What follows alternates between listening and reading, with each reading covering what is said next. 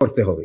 India যে ছোট ছোট ইন্ডাস্ট্রি করে তুলছে, কটেজ ইন্ডাস্ট্রি, যেই ফেন্সি ডিলটা আমাদের দেশে আসে, ওই ফেন্সি ডিলটা কিন্তু ওরা খায় না।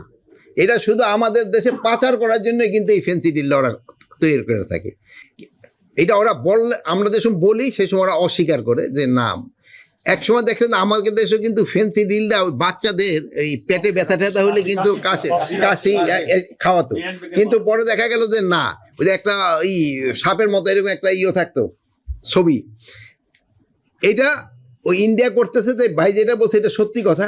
এই জন্য আমি ওই বিজিবি আপনাকে সেদিনও বলছি এই কথাটা, বিজিবি সৈনিকদের অ্যাড্রেস করার সময় সবসময় বলতাম, তোরা যদি একটা এই ছেড়ে দিয়ে কি বলে এই ফেন্সি ডিল হয়তো 100-200 টাকা করে পাচ্ছ, বাট এই ফেন্সি ডিলটা তোমার ছেলে মেয়ে বা তোমার কোনো আত্মীয় স্বজন খাবে, তুমি সেই সময় টের পাইবা যে তুমি কি অন্যায় করছো।